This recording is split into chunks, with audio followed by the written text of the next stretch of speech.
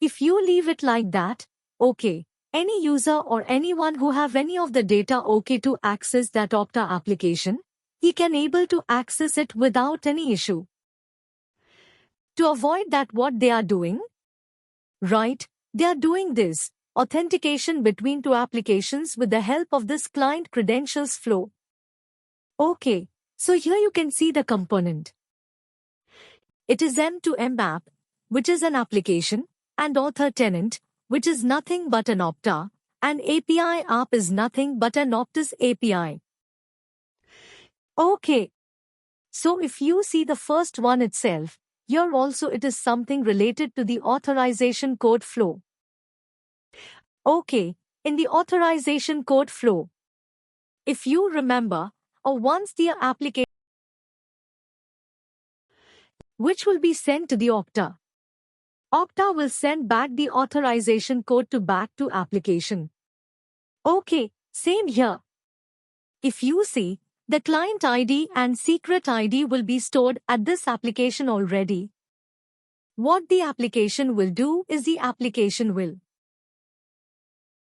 send the client ID and secret ID to the author tenant or Okta tenant.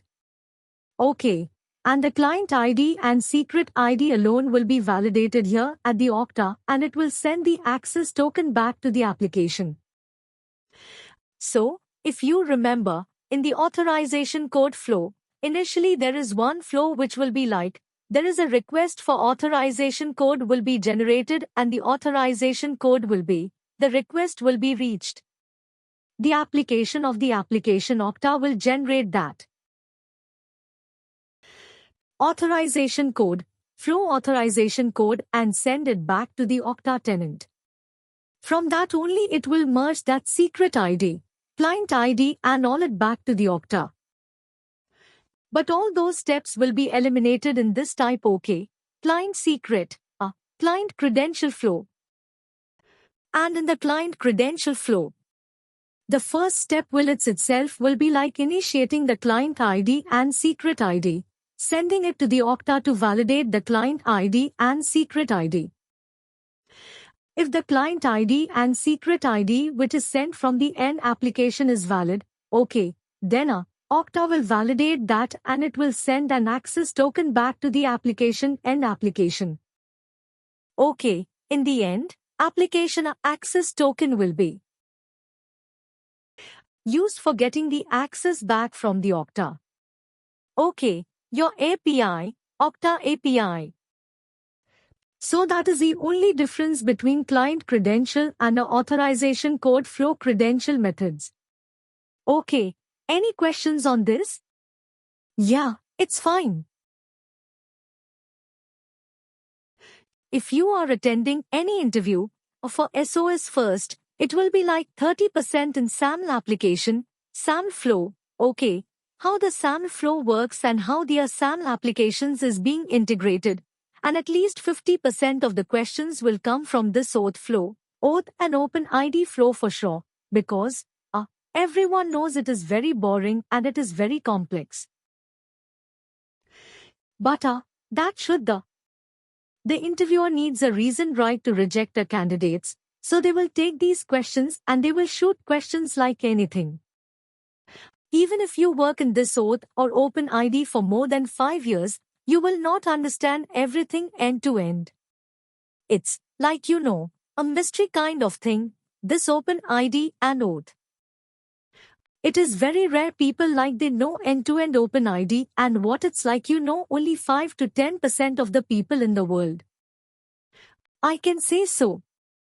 That's how much complex it is. So I would suggest just better learn this flow. This flow will give you a difference and you can able to crack an interview easily. Because whoever is asking question, they will also know only this flow.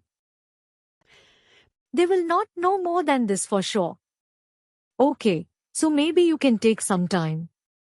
Also, you can just go through this flows and learn this flow. This is very much important for interview purpose only.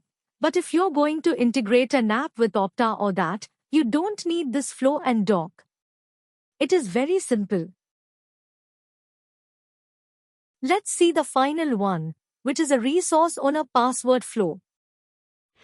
Okay, so this resource owner password flow. This will be used on very, very old legacy applications, which means that they don't even have a web server, or they don't even have an application server okay to host their application. They will be doing in some complex legacy kind of thing. The final one is resource owner password flow, which is nothing but which will be used for very legacy applications.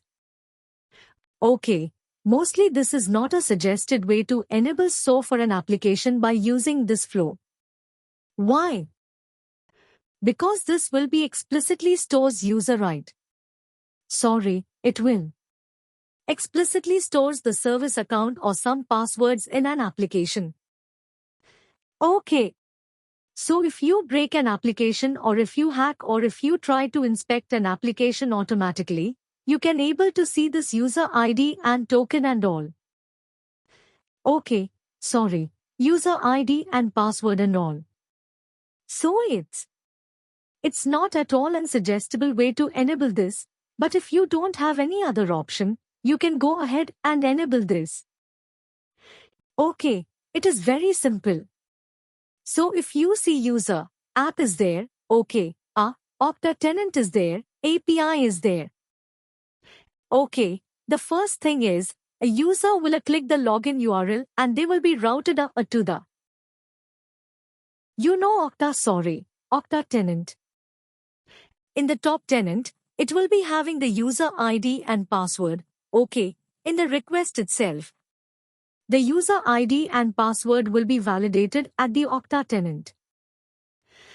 Once it is validated, the access token will be issued back to the application. With the help of that access token, you can able to get the data from your API. Simple. Okay, it's not, very complex thing. Only thing is, you are entering the user ID and password, whenever you are clicking that URL. Once you click that URL, user ID and password will be validated, which will be passed from an application to Okta in Okta. It will be validated. Once it is validated, the access token will be issued. That is that. That's it. It's, very simple flow.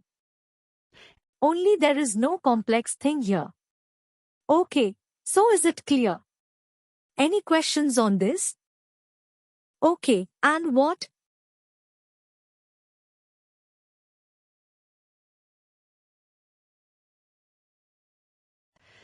What is like Okta identity governance? What I mean, so where we are using and what is that using for? Like Okta identity governance. Actually, Okta identity governance, it's just like a new tool, okay. If you see workflows, right, workflow is an external tool. Okay, that they have integrated with Okta for using purpose. Okay, same thing for Access Gateway. Access Gateway is an external tool which will be integrated with Okta. I mean not external. It has been identified by Okta. Okay, same thing, They are introducing this identity governance tool, which is published in market recently. Okay, new tool actually, yeah, so here you can see, right, it is mainly used for access governance. So do you know what is access governance? What access governance? Yeah, actually I opened this one so I just able to see, 3 workflows means that is, automations, That one day, I think we just discussed, workflows once we give the details. Yeah, initially we do. Just give that some flow so that if any joiners, it will be automatically. Start your workflows. I just have some little bit idea. But this life cycle, management and access, governance, and there it is like, okay, See, identity. Life cycle management is nothing.